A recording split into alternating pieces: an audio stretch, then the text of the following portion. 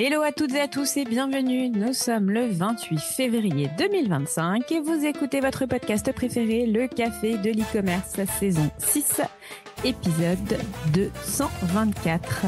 Je suis Laetitia et je suis accompagnée d'Adrien.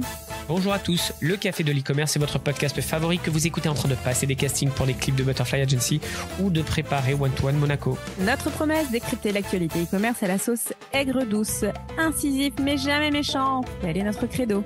Le Café de l'e-commerce vous propose de faire votre veille différemment dans vos oreilles. Et au sommaire de cette émission, du TikTok, du shop, de l'IA, des milliards et du commerce conversationnel ressuscité. Et comme à chaque émission, on termine avec du fun dans la rubrique panier surprise.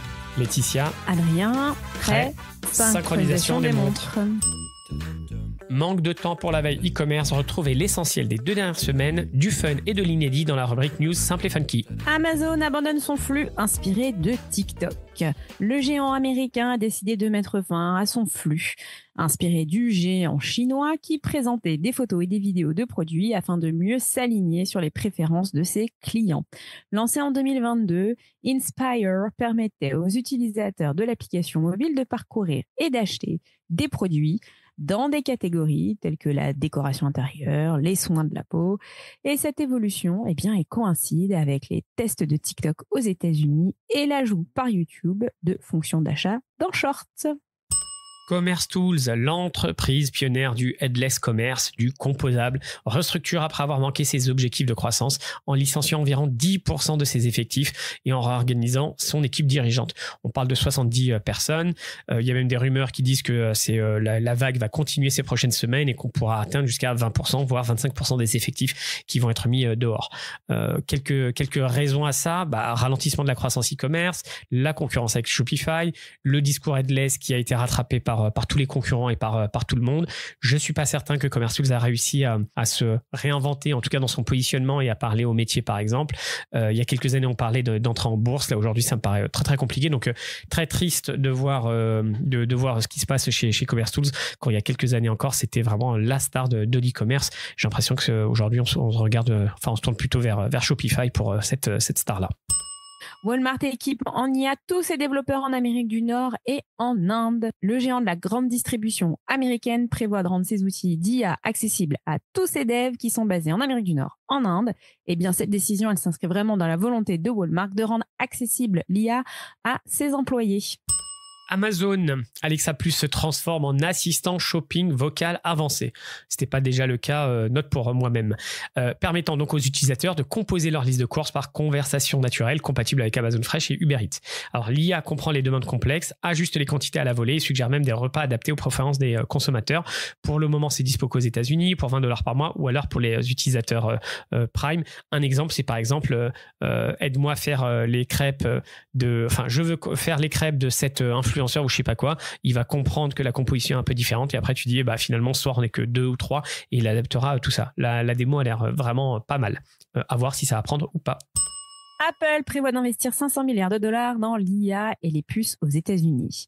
Alors, au cours de ces 5 dernières années, Apple a presque doublé ses dépenses en R&D, surtout aux États-Unis. Et aujourd'hui, la firme à la pomme annonce ce chiffre mirobolant de 500 milliards de dollars qui vont être principalement investis dans l'IA, l'ingénierie des puces. Et ça va être sur les 5 prochaines à venir. Et il paraît même qu'une usine de fabrication de serveurs dédiée à l'IA devrait voir le jour à Houston, dans le Texas. OpenAI, il y a quelques heures, Sam Altman a dévoilé GPT 4.5 qui est lancé en bêta pour les chercheurs et les développeurs avec des améliorations majeures en compréhension textuelle, en réduction des hallucinations, en intelligence émotionnelle. J'attends de voir. Le problème, c'est que son coût élevé d'exploitation le positionne comme un outil premium pour des usages très spécifiques. Donc GPT 4o, ça reste le modèle standard pour le moment et pour le grand public. Et pour se donner un ordre d'idée entre les coûts de 4o versus 4.5, on parle d'un ratio de 10 à 15 des coûts d'exploitation et de la donnée. Alibaba va investir près de 50 milliards d'euros dans l'IA et le cloud.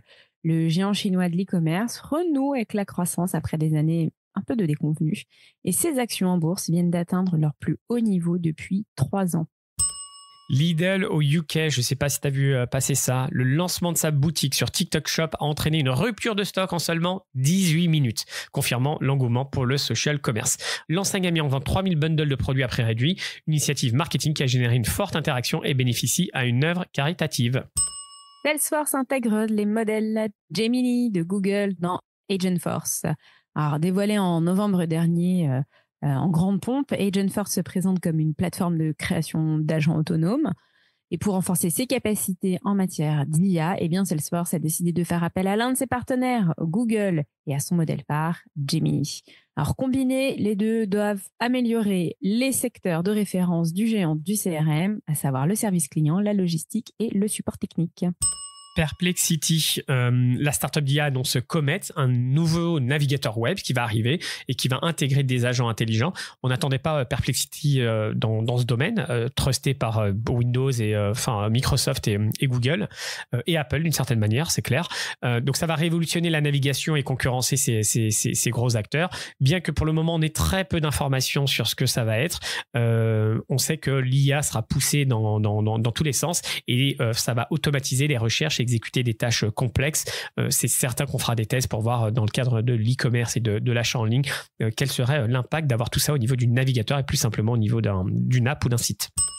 Adidas intègre la fonction Buy with Prime d'Amazon. Adidas intègre donc ce programme fameux Buy with Prime sur son site web et son application, offrant aux membres Prime américains pour le moment la livraison gratuite et les retours faciles sur les articles éligibles et achetés directement auprès d'Adidas.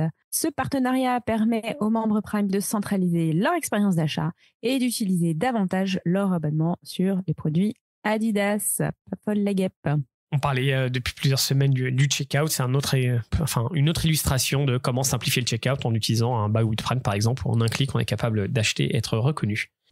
OpenAI, la fonctionnalité Deep Research, qui était jusque-là facturée $200 par mois, est désormais accessible à tous et particulièrement au ChatGPT+, pour $20 par mois avec 10 recherches mensuelles autorisées. Ceux qui utilisent la version gratuite, il me semble, c'est 2 recherches autorisées.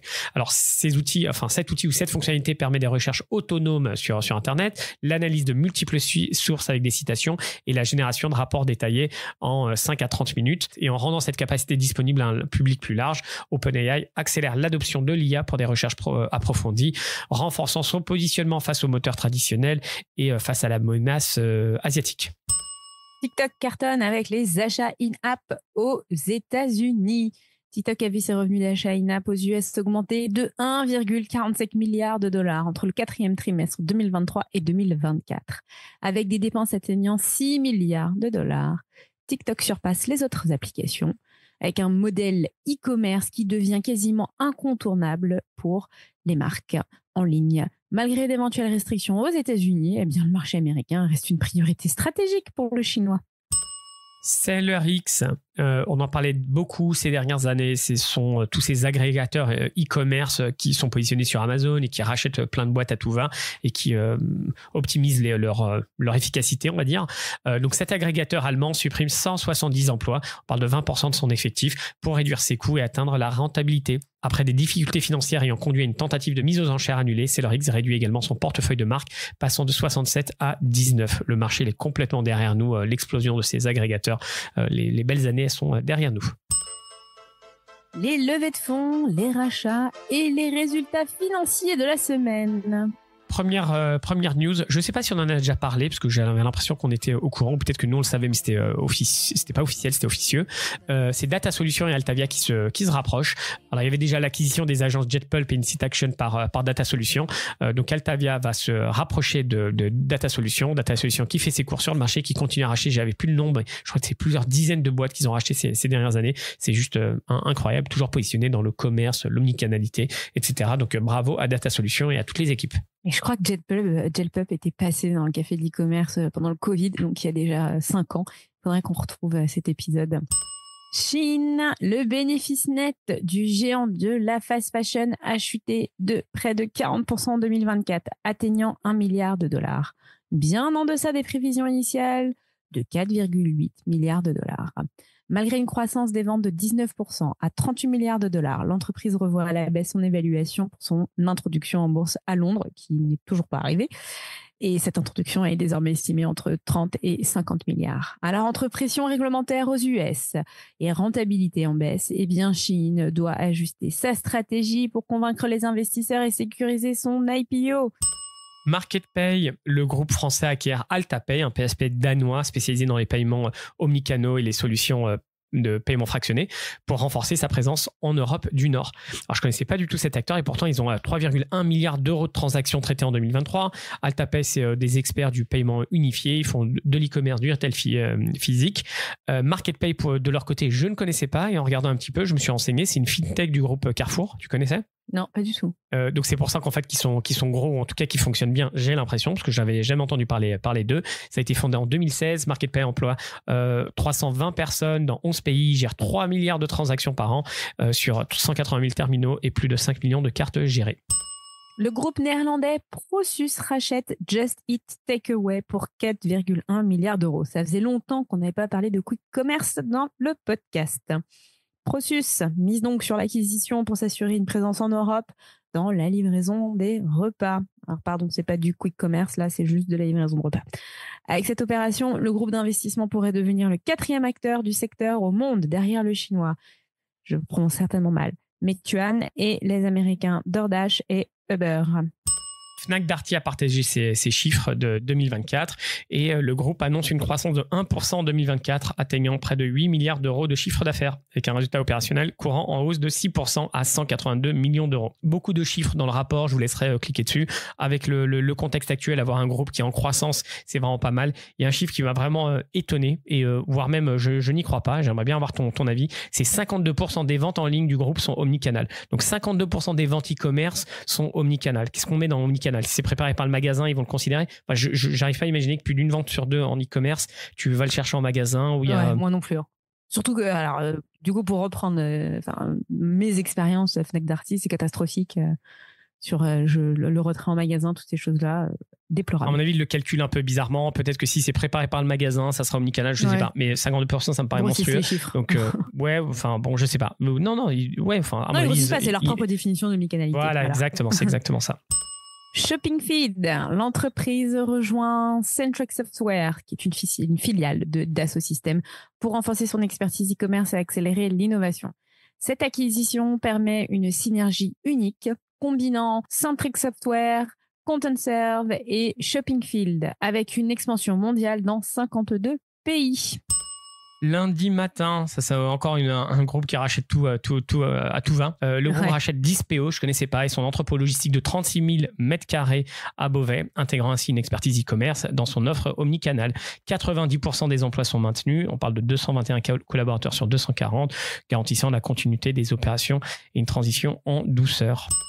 Venus Williams, je pense que vous l'avez vu passer, a décidé d'investir dans WeWard, l'application française qui récompense la marche avec plus de 20 millions d'utilisateurs dans 29 pays. Déjà rentable, WeWard génère des revenus grâce à la publicité et des partenariats avec Nike, Amazon, Adidas, mais aussi grâce aux achats intégrés. La startup accélère son expansion aux US, adaptant son offre pour promouvoir une approche globale du bien-être incluant nutrition et sommeil. La news what the fuck de la semaine. Quelle est-elle, Adrien ? Je l'ai mis arbitrairement là-dedans, j'aimerais bien avoir ton avis. C'est OpenAI qui annonce des chiffres. ChatGPT dépasse les 400 millions d'utilisateurs actifs hebdomadaires en février. Et pour en comparaison, en décembre, on était à 300 millions. 400 millions, ça veut dire en fait, tout le monde utilise autour de soi, tout le monde utilise ChatGPT. Je savais que c'était très utilisé, mais je pensais, je sais pas, que finalement, les gens savaient pas trop l'utiliser, que c'était un peu pas tant utilisé que ça. Le nombre d'abonnés payants a plus que doublé en 5 mois, atteignant 2 millions d'abonnés payants, et l'usage des modèles de raisonnement avancés a été multiplié par 5. Bon, bref, en gros, on utilise encore plus ChatGPT, de plus en plus de fonctionnalités. Il y a des concurrents, on parlait de DeepSeek, il y a Grok avec Twitter X, etc. Bon, il y a des concurrents dans tous les sens. Perplexity, on en parlait. Je sais pas, je trouve ça 400 millions d'utilisateurs actifs, ça me paraît monstrueux, non ? Ouais, ça paraît assez énorme. Eux aussi, on aime bien savoir comment est-ce qu'ils calculent. Alors, Après, nous, on s'en sert tous les jours, mais quand je regarde autour de moi, les gens s'en servent pas tous les jours. Ils ne savent pas s'en servir et puis ne l'utilisent pas. Donc, peut-être que c'est un biais qu'en fait, si, c'est énormément utilisé. Après, s'en servir, c'est juste l'ouvrir et faire un prompt ou ou de manière compulsive, un peu comme toi, être vraiment dépendant de la machine et de l'outil. C'est l'ami que j'ai jamais eu, ou c'est ma conscience. C'est pour ça que toutes mes décisions sont irrationnelles. Mais non, mais attends, Sam Altman a dit qu'il allait rendre son outil avec de l'intelligence émotionnelle. Génial, je vais pouvoir tomber amoureux de mon chat GPT alors. Magnifique. Mon avenir est serein. La news inutile dont on s'en balèque. Elle est un peu périmée, mais je l'ai vu passer il y a quelques jours. C'est Walmart qui amène un nouveau concept.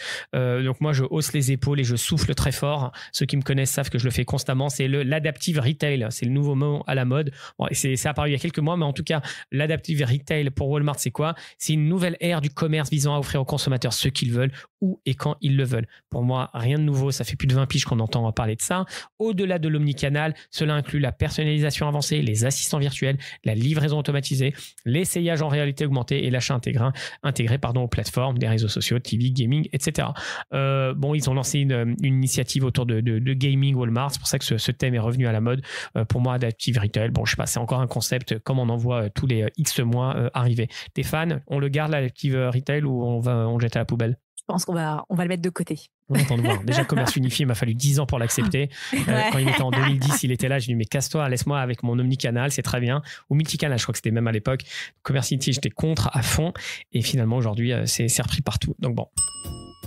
Quoi de neuf chez nous? Mais qu'est-ce qui s'est passé cette semaine dans l'équipe? Le café de l'e-commerce, Butterfly Agency, Wire, Brands to Buyer, Store Tour Paris. Backfrom. Je ne sais plus. Backfrom, je l'oubliais, bien sûr, mon petit chouchou Backfrom. On va demander à Adrien. Qu'est-ce qui s'est passé, Adrien, dans cette galaxie? Il y a 2 semaines, Laetitia, on a été invité par la CDO de Jacadi pour passer du temps avec les équipes digitales. L'angle qu'on a décidé de prendre pour l'après-midi, c'était la construction d'un podcast.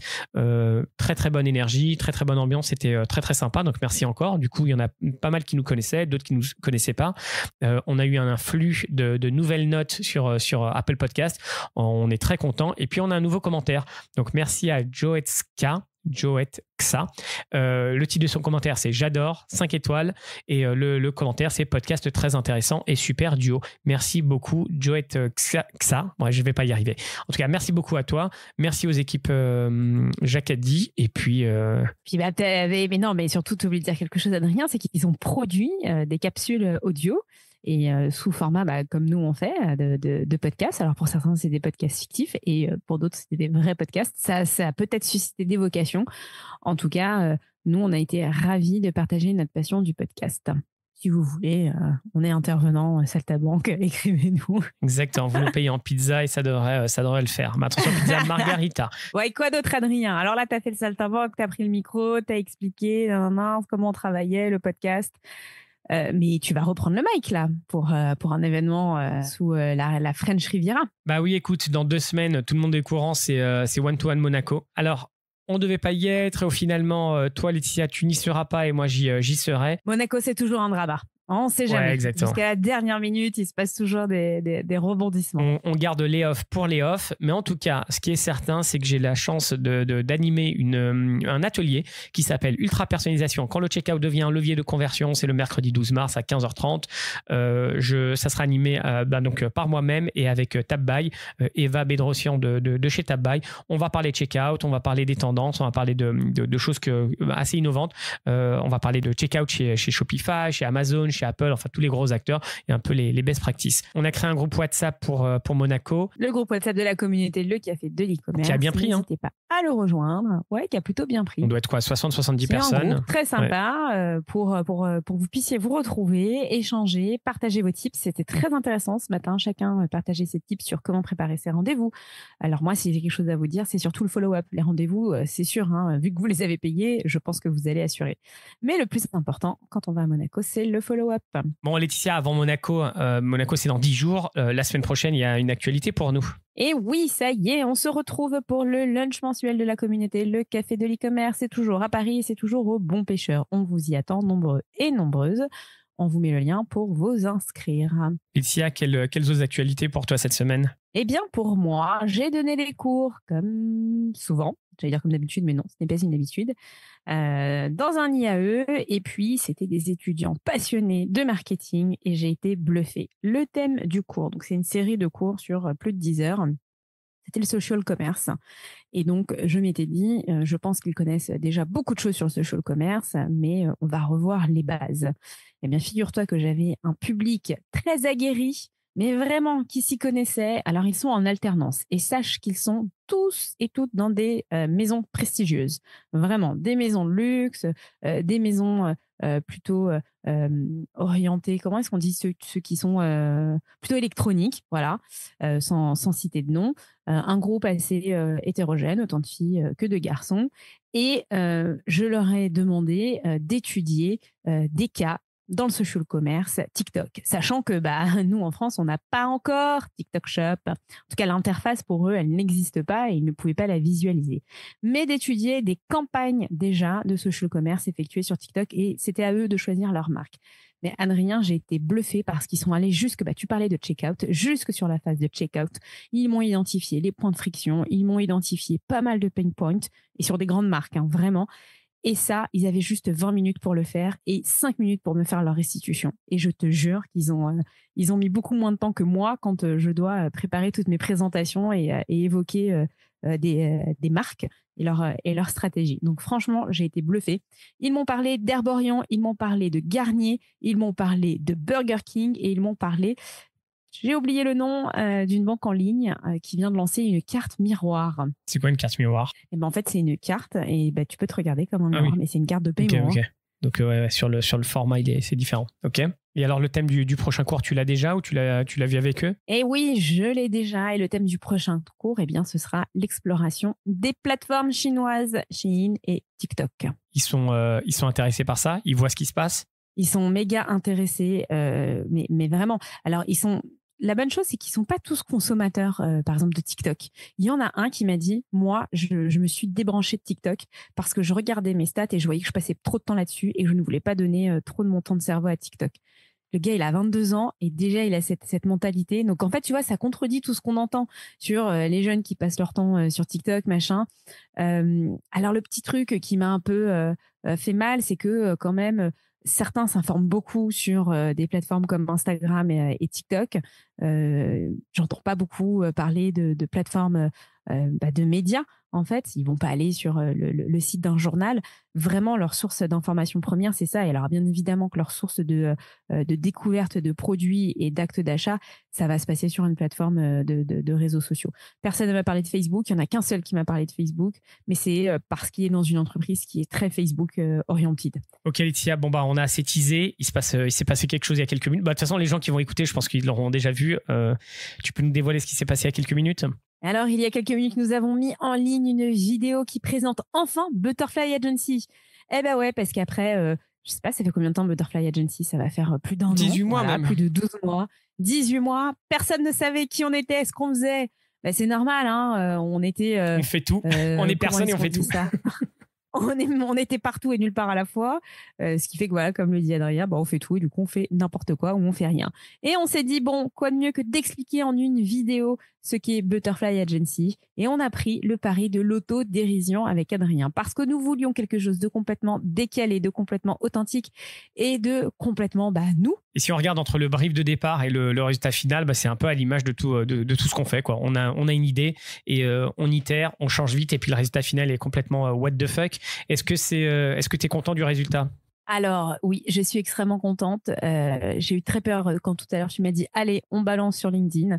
Mais je suis très contente. On a une équipe de prod magnifique qui a su saisir les enjeux et surtout notre univers. Donc oui, je suis contente. Après, que ça prenne pas, c'est pas grave. Au moins, on l'aura fait. C'est quoi notre univers en 3 mots?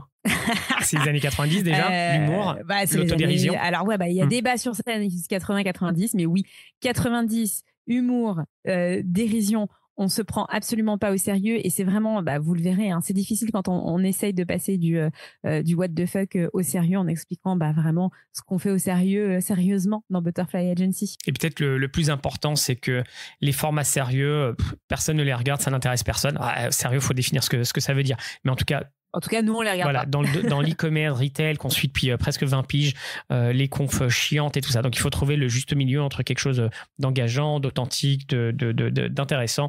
Et nous aussi, on se cherche. Mais finalement, je ne sais pas si tu es d'accord, Laetitia, on fait les trucs qui nous feraient marrer. Et puis voilà, et ce qui nous aime nous suivre, quoi. C'est un petit peu ça, non, le mot de jeu. Voilà, exactement. Mais c'est exactement. Et alors là, vous avez vu une vidéo. Peut-être qu'il y en aura d'autres, je ne sais pas.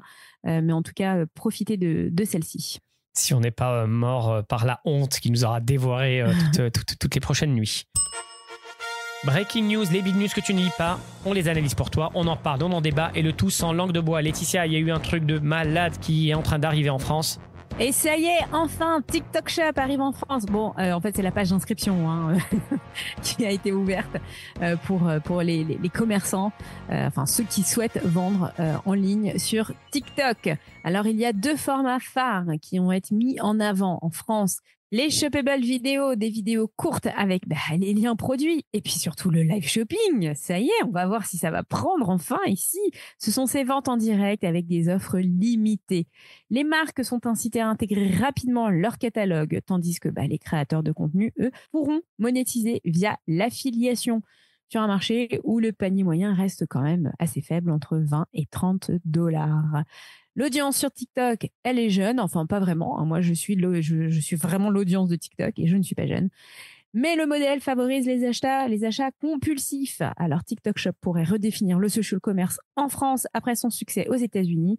Adrien, tu y crois, tu n'y crois pas? Je voulais te lancer le débat justement. Il y a beaucoup de désillusions sur le live shopping même, on va dire. Je vais pas dire social commerce parce que ça c'est la question n'a pas besoin d'être posée. Mais est-ce que le live shopping va redécoller en France? Et moi j'ai envie de prendre le pari de oui.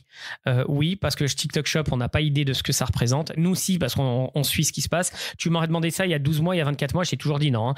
Mais là, je pense que les choses vont complètement changer, le monde va complètement changer, ou en tout cas, ce qui va se passer en France, on n'est pas prêt de voir ce qui arrive. Et on a des petites bribes avec ce qui s'est passé avec Lidl, etc. Nous, on le voit tous les jours.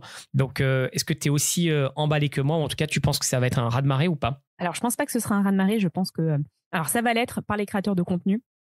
Je pense que les marques vont continuer à être prudentes et pour ça, il va falloir qu'elles soient très, très bien accompagnées par des agences qui sont spécialisées sur le social commerce. Butterfly Agency n'est pas spécialisé dans ce genre de choses, mais en tout cas, si vous voulez qu'on vous aide, allez-y. mais voilà, je pense qu'il va y avoir vraiment 2 niveaux. Les créateurs de contenu qui vont y aller à fond et qui attendent ça depuis des années, et les marques qui vont rester plus vigilantes. Maintenant, c'est vrai, tu viens de le dire, Adrien, le social commerce et plus particulièrement le live shopping en Europe et en France a vraiment du mal. Il y a cette étiquette du téléachat 2.0. Je pense que vraiment pour les marques, ça va être plus long en tout cas à décoller. Mais alors, est-ce qu'en France, mais j'y crois. Ouais, t'y crois ou t'y crois pas? En France, pour le live shopping? J'y crois. Pour le live shopping, moi j'y crois, mais non, ça fait des années que j'en parle ici. Oui, j'y crois à fond les ballons. Écoute, on prend rendez-vous en fait, je sais même pas si on se dit on prend rendez-vous dans 12 mois, parce qu'à mon avis, en septembre, on verra tout de suite, on verra déjà l'impact que ça aura pris et ça va aller très très vite. La tristesse, c'est quand on va commencer à voir dans le top 10 des e-commerce en français, du TikTok, du Shein, du Temu, il y a quoi d'autre? J'ai oublié quoi d'autre? AliExpress, ce que tu veux, voilà quoi. Alibaba. Voilà, c'est ça, exactement. Mais bon, écoute. Non, mais après, tu vois, à l'instar des États-Unis, ça va peut-être aussi créer des small businesses et puis des gens qui vont pouvoir. On le voit souvent déjà sur les lives, des vendeurs et des vendeuses de bonbons, de bijoux. Alors, il n'y a pas la fonctionnalité, il n'y a pas le catalogue, il n'y a pas la fonctionnalité d'achat, mais déjà, ce sont des lives qui prennent plutôt bien. Je prévois dans 2 mois. Donc, voilà, il y aura peut-être. Laetitia, je prévois dans 2 mois, tout le monde est expert TikTok Shop sur LinkedIn et va te donner les meilleurs conseils, les meilleures formations, etc. Non? Dans le LinkedIn game? Ouais, je pense. Un peu comme sur l'intelligence artificielle. C'est exactement ça. C'est pour ça que je dis ça. C'est pour ça que je dis ça. Ça va vite prendre. Reco micro, on fait notre reco. Écoutez-la illico presto. Retrouvez toutes les recos sur la page Notion en lien dans la description. Adrien, cette semaine, tu es venu avec un outil dont tu me parles depuis des mois. C'est ta reco de la semaine. C'est Fixer AI. Alors, ce qui est rigolo, c'est que c'est une personne qui est au Canada, Ellie, qui m'a filé cette reco. Elle m'a dit, tu devrais tester ça. Cet enfoiré ne l'a jamais utilisé. Et quand je l'ai vu 2 mois plus tard, je dis, mais c'est extraordinaire cet outil. Ah ouais, mais moi, je l'ai jamais utilisé. Je te l'ai recommandé comme ça. Et après coup, il l'a utilisé. Donc, en fait, c'est quoi Fixer AI? C'est un assistant IA qui va gérer les emails, qui va gérer les prises de notes de réunion, etc. Il y en a un paquet de ces outils. Un autre outil que j'utilise dans un autre cadre, c'est Lexi. Mais bon, voilà. Donc, il y en a pas mal. Moi, j'aime bien Fixer. Pourquoi? Parce que que ça permet de te rédiger des emails, des réponses d'emails avec oui, tu acceptes ou non, tu refuses. Et ça me permet très rapidement d'adapter l'email. La deuxième chose que j'aime beaucoup, c'est les résumés des emails, quoi. Ça te permet de faire des comptes rendus très rapidement. Donc, et tu as tout le transcript, etc. Donc, des fois, quand tu n'es pas sûr, tu le réécoutes en 2 secondes. Très facile d'utilisation. Laetitia, tu la valides ou pas? Parce qu'on l'utilise depuis quelques mois maintenant. Oui, alors moi, je l'utilise depuis moins longtemps que toi. Tu m'as vraiment poussé à utiliser cet outil. Je le trouve très bien, mais limité. Alors, il est bien parce que les comptes rendus de réunion sont plutôt bons. En revanche, les propositions de réponse d'email, pour moi, dans 90% des cas, c'est à côté de la plaque, quoi. C'est pas du tout ce que j'ai envie de dire. C'est pas du tout la réponse que je veux apporter. Alors, peut-être que je dois mal m'exprimer. Enfin, je sais pas. Mais en tout cas, sur ça, ça ne fonctionne pas. Et puis, j'ai quand même des petits soucis. C'est ce que je t'en parlais. Parfois, Fixer AI envoie tout seul. Ou alors, ça figure dans mes réponses de mail les 2 propositions, les 2 options qu'il me propose. Donc, j'ai déjà été rattrapée par la patrouille en me disant, mais Laetitia, qu'est-ce que c'est que cette réponse? Moi, je mets ça sur la faute de la personne sur le clavier et l'écran, comme on dit, plus que l'outil. Ouais. Mais bon, en tout cas, tu n'es pas plus fan que ça. Mais bon, non, ça te fait gagner du temps ou pas? Oui, ça me fait gagner du temps. Après, je pense qu'il faut que je m'organise autrement. Je sais que toi, tu es beaucoup plus organisé, en tout cas sur ta boîte Gmail. Il faudrait peut-être que je m'organise mieux. Les labels sont pas foufous, je trouve, dans l'organisation de Gmail. Et là, j'ai été contactée par une start-up française qui est en train de développer une espèce de Fixer AI. Et du coup, je leur dis tout ce qui ne va pas avec Fixer AI. Et ils sont en train de s'améliorer. Et je serai dans le batch de bêta-testeurs et je vous en parlerai. Oui, bon, c'est la reco en carton, quoi. Tu es en train de dire que c'est bien, mais c'est pas ouf. Moi, je le valide, donc c'est la reco Adrien, on va dire, un truc comme ça. En tout cas. Combien ça coûte déjà? Je crois que c'est 29 € par mois. Ouais, je sais pas, tous les outils coûtent pareil. Mais sinon, il y a Lexi aussi qui fait LEXI, qui fait des trucs similaires. Bon, voilà, Fixer AI, c'est la reco. Et puis attends, après Adrien, moi, il y a un autre truc, c'est quand il te propose des slots dans ton Google Calendar, c'est basé que sur une boîte mail. Alors qu'en fait, nous, on a 3 boîtes mail, donc 3 agendas différents. Plus tout ce qu'on te propose sur LinkedIn, plus tout ce qui a été dit sur Slack et sur WhatsApp. Wow. D'accord, mais bon, 80% de ce qu'il fait, c'est adapté. Moi, j'aime beaucoup, je le valide et non, je te trouve un petit peu dur, mais oui. C'est pas parfait, mais c'est un outil. Mais je pense que tu l'as mieux pris en main. Et il y a un autre truc, c'est que le délire de ces outils. Et toutes ces choses-là, c'est plutôt bien. Pardon? Le tone of voice est bien repris. L'idée de cet outil, mais je le vois pas encore, c'est que plus tu l'utilises et plus il apprend comment tu aimes répondre, etc. Ça, c'est les promesses. Je crois que c'est un peu pipeau parce que finalement, c'est assez froid les mails, mais les réponses pour moi, elles sont très très bien. Panier surprise, c'est la fin de l'émission. On relâche la pression. La vie, c'est comme un panier surprise. On ne sait jamais sur quoi on tombe. Mais ce qui est sûr, c'est qu'on se marre et qu'on se marre bien. Et cette semaine, Adrien est venu avec son jeu fétiche. Il ne fait plus que ça depuis cette saison. C'est son fameux Cupuc. Où que nous allions, il a toujours un Cupuc. Oui, effectivement. Et puis un jour, dans l'épisode 300, je vous expliquerai pourquoi, très certainement. Allez, c'est parti, parce qu'on est un petit peu à la bourre. T'es prête? Allez, je suis prête. Je suis une entreprise fondée en 1949 en Allemagne. D'abord locale, j'ai su... Lidl. Pardon? Lidl. D'abord local, j'ai su me développer à l'international. J'ai marqué l'histoire et influencé la culture urbaine avec mes produits emblématiques. En 2023, mon chiffre d'affaires s'élevait à environ 21 milliards d'euros. J'emploie près de 59 000 personnes et ma présence s'étend à plus de 160 pays. Mon logo est devenu une signature mondiale à l'origine. Il ne m'appartenait pas, je les ai rachetés pour 1600 € et 2 bouteilles de whisky. J'ai été popularisé par des légendes du sport et des icônes de la musique comme le groupe Run DMC et plus récemment ton meilleur ami Kanye West. Mon rival historique n'est autre que mon propre... Adidas. Bravo, mon rival historique n'est autre que mon propre frère qui a fondé une autre marque bien connue, Puma. Je suis Adidas. Félicitations, Laetitia. Merci à toutes et à tous de nous avoir suivis tout au long de cet épisode 224, saison 6. Si vous avez aimé cet épisode, eh bien faites comme José, je crois qu'il s'appelle. Laissez-nous un commentaire. Et le meilleur moyen de faire vivre cet épisode, eh bien, c'est de le liker, de le partager. Adrien, on se retrouve la semaine prochaine. Si je ne suis pas remplacé par Fixer AI, oui, je serai là. À la semaine prochaine. Ouais, pendant qu'on enregistrait, j'ai eu un commentaire sur LinkedIn d'un grand patron avec qui j'ai bossé il y a quelques années, et il dit: j'ai vu votre dernière vidéo de Butterfly qui a fait du commerce, tu es cinglé et j'adore vos vidéos, avoir la pêche c'est clé pour énergiser les autres, keep going.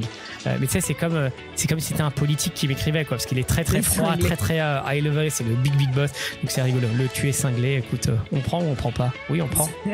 Dans sa bouche, ça avait l'air d'être gentil, donc écoute, rigolo. On va j'appréhendais les premiers retours. Mais tu sais, c'est comme les influenceurs qui postent leurs trucs, quoi. Là, j'avais la petite boule au ventre, franchement. Je me sens un peu comme Lena Situation quand elle postait ses vlogs d'août à 19h50 Mais non, mais elle buzz tout le temps, elle. Voilà. Non? Ça, ouais, mais après, elle a la pression parce que si elle atteint pas le million et qu'elle a des vidéos qui performent. Oh là là, moins, mais ça, c'est le machin, problème de riche, quoi. Si elle atteint pas le million. Si on a déjà 10 likes, on Ouais, est content, nous. Mais bon, je sais pas.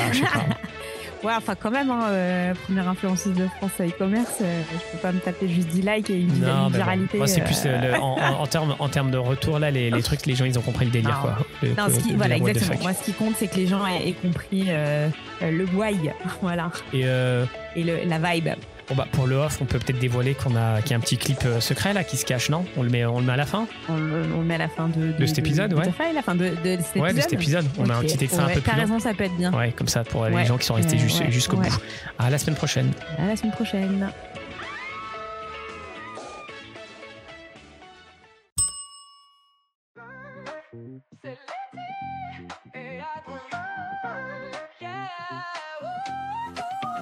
Toi qui vends sur l'internet mondial, entreprends pour rester dans les annales.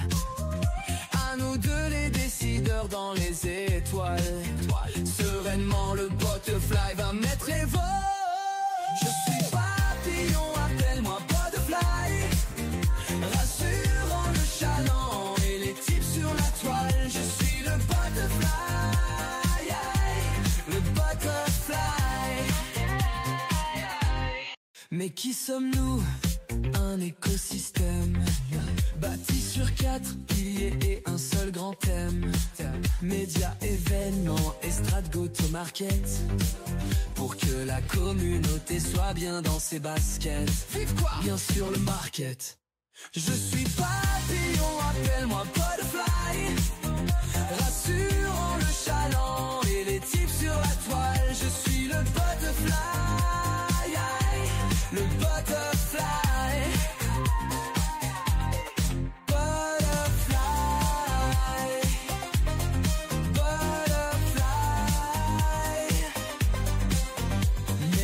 Événements, estrade, go to market. Je suis papillon, appelle-moi butterfly. Rassurant le chaland et les tips sur la toile. Je suis le butterfly, le butterfly.